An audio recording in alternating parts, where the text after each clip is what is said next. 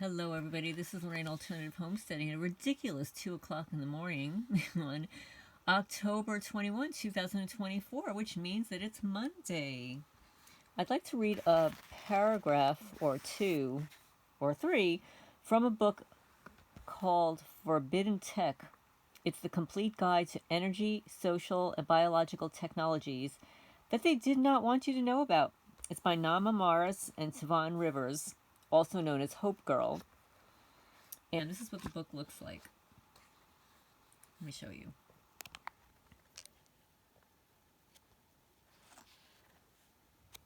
Oops. I'm blocking the light here. There you go. Okay, so the section that I'm reading is on the mode of attack for the targeted individual. Before I start reading, please hit the thumbs up. It helps the channel grow, get the message out there. And I've read some other portions of this book. I think last year I read about the patents and how they control the patents and deliberately repress submissions of patents by regular people like you and I because they don't want them published. And then what happens is somebody else will steal it and publish it. But yeah, so there's a whole portion in this book about patents and how they're registered and controlled. So okay, so this is the mode of attack for targeted individual. We will now uncover the platform by which a victim of electronic harassment is targeted. What you see here is a diagram of the different modes of attack they experience, or TIs complain of. One attack vector is when the victim is walking by or lives near a cell phone tower, and they perceive the strength of the signals or voices to be stronger. This is a good method to determine if you experience V2K-based harassment. Remember, when I said different electromagnetic signals need to mix before your brain can perceive the signal, this mixing of signals is called heterodyning, and it has the ability to piggyback on all modes of transmission in the microwave bands. So let me show you what the diagram is that they're describing here.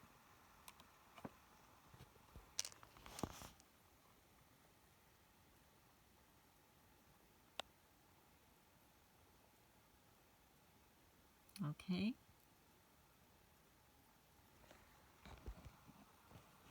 Okay. So now that's page 208 of the book, and it was published in 2017. Okay, so, you know, some of this you may already know. I know Dr. Robert Duncan discussed some of this as well. Microwave beams can travel through the walls of your house from outside your home. One possible source of such equipment can come from a vehicle or unmarked van parked across the street from your house, or like right down the block beyond my mailbox. And then when I go to sleep, then they pull up and then they park on the county road opposite my bedroom. That's what they do. Brick and mortar walls are semi-permeable to microwave beams, so the beam can travel through them. This form of attack is almost impossible to prove without electromagnetic measuring equipment.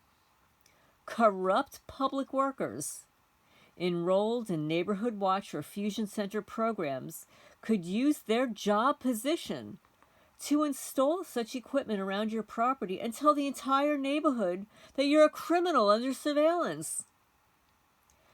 Also, sometimes your neighbors may be part of the program. Usually there's a financial incentive involved. A person assigned to monitor you may rent out an apartment across the street from you. In truth, there are many places to hide directed energy equipment, especially if the perpetrator feels protected by a cult or organization, you know, like the Freemason Loser Club. Helicopters or aircrafts flying overhead can be used as well. There was a case in the United States where a targeted woman won a court case. She was a targeted individual and she had to hire a technician that dealt with installing satellite dishes to basically do the investigation, and found that a neighbor took her satellite dish, redirected it towards her house, and he was using that satellite dish as a mode of transmitting microwaves over a long period of time. The hired technician triangulated the signal, hitting her house, and recorded the signal for evidence. He then flew a drone in the direction of the signal and located the property that had the adjusted satellite dish. The evidence was enough to get the police to arrest the perpetrator in his home and win the court case. It was said in the interview that the guy looked like he'd just aged 100 years because he was so scared that he was found out. Well, my immediate neighbor is an electrician. And that guy, Eddie, the one with the nurse wife who likes to spew things out and park in front of my driveway and want to duke it out on the county road. Well, he works for the energy company. Yeah, he's also a logger. That would explain how so many of my trees have suddenly fallen down or gotten spiked. So yes, I can attest to the fact that that happens. The last case illustrated how almost any microwave-based technology can be hacked and made into a weapon in plain sight. Whether the attack comes from a redirected satellite dish or a microwave oven with the door removed, hidden in a parked car. These are common modes of attack because they can be placed in proximity to many homes during the day.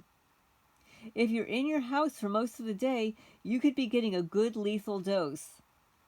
Look up winning TI court case Kathleen Watterson for the interview online, which I haven't done yet. I will after I read this.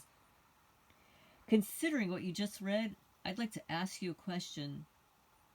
Suppose a technician has an energy weapon that's being beamed at you while you're in the discomfort of your own home.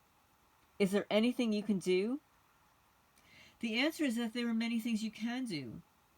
There are instruments that you can use to measure the environment around you and determine where the signals are coming from. It's called direction finding. There are wearable items that you can put on your body. There's a whole bunch of stuff you can do physically to create areas around your body, your person, and your home in order to defend against these things. So it's good that you know that there are tools that you can get and use in order to figure out where the signals are coming from so you can protect yourself and your family. The only limitation is one's budget and knowledge level. In most cases, a hired technician, a forensics team, can be used in this regard. Well, the unfortunate side of that is, when targeted people hire people, the criminals get hold of their ear, threaten them, coerce them, bribe them. That's what they do here in Eastern Kentucky.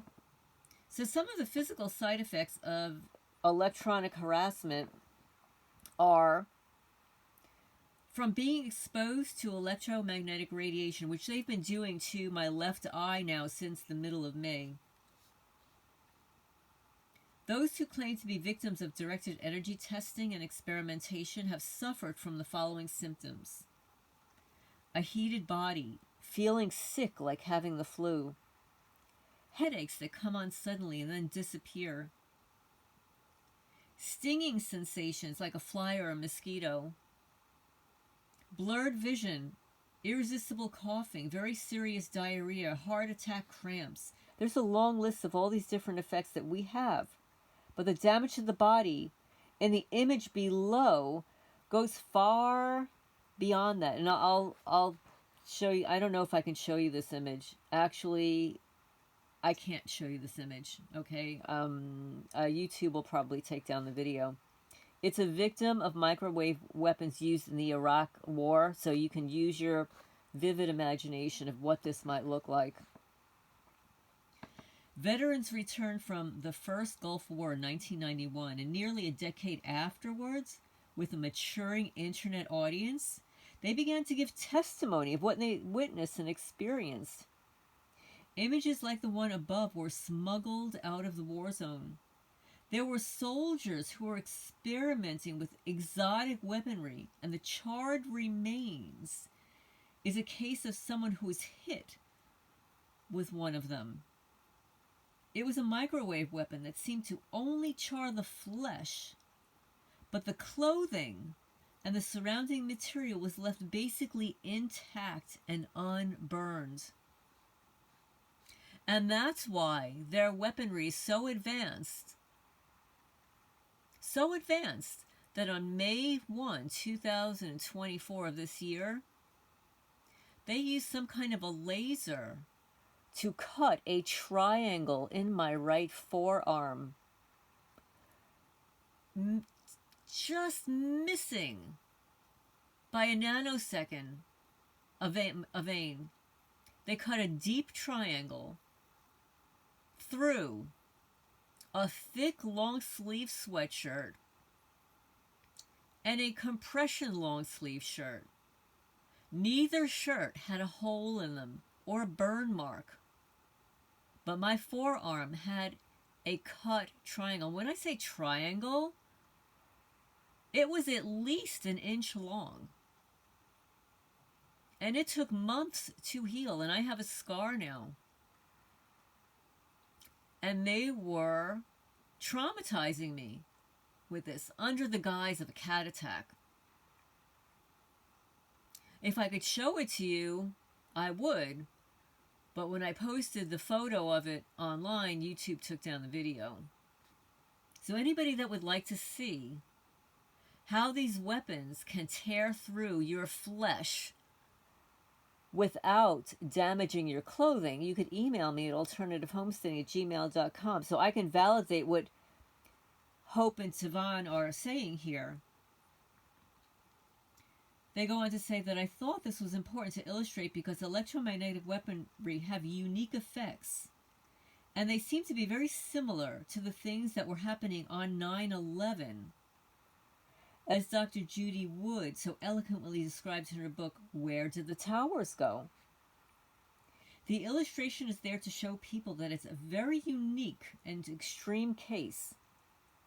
But what we're talking about today are weapons that, at least for the very moment, can unalive you slowly over time, as to avoid any direct proof that you have been unalived in such a manner. You know, the plausible deniability. Then there is the Hutchinson effect. John Hutchinson is a Canadian inventor in 1979 discovered the Hutchinson effect. When John Tesla coils, the electrostatic generator and other equipment created a complex electromagnetic field. Heavy pieces of metal levitated and shot toward the ceiling, and some pieces got shredded. Upon analysis and through investigation, the Canadian government dubbed this phenomenon the Hutchinson effect. It happens when complex high-voltage EMF and electrostatic fields combine in a region space as to create an anomalous effect on materials within. The effect observed include inertial levitation, transmutation, jellification, and embrittlement of metals. While the effects of Hutchinson's experiments are intriguing, it is unsure if anyone has been able to successfully replicate them. One of the only things that came close to replicating some of these effects are the effects of on the steel from the World Trade Center on 9/11. Dr. Judy Wood's book fully explains the exotic nature of this phenomenon. The authors of this book feel that it's important to mention that a dramatic change has been witnessed in the demeanor of Mr. Hutchinson. We suspect that perhaps someone, quote-unquote, got to him, which is all we can think of to explain his bizarre behavior. We cannot say for sure, but it certainly would fall in line with many of the tactics we've mentioned in this book as a way to discredit a target and therefore discredit his technology. So I'm going to end here. I hope you were able to gain some knowledge from these few paragraphs here. There's a lot more in this book on energy weapons, harassment, the history, a lot of examples. The church committee found that domestic activities of the intelligence community violated specific statutory prohibitions and infringed on the constitutional rights of the American citizens. Well, and that was a long time ago. There's a chapter here on COINTELPRO. Yeah, people say that it didn't exist. Well, that's not true, guys. We know it existed. Not only did it exist, but it continues today. It's called the Targeted Individual Program. It's COINTELPRO 10.0 with advanced technology, MK Ultra 10.0, and satanic ritual abuse. Trauma-based mind control. By a bunch of satanic, greedy, psychotic, immature losers. You know, the LOPS, MOPS, COPS, POPS, and WOPS. And if you want to know what that means, I will I'll post it in the description section. But it helps because if I write them out all the time in my subject headings, YouTube doesn't like that so much. Like if you keep writing the word criminal or witches, you know, YouTube is not crazy about that, but we can use the acronyms, right? COPS, LOPS, MOPS, POPS, and WOPS. So on that note, please remember to hit the thumbs up. This is Lorraine signing off for now.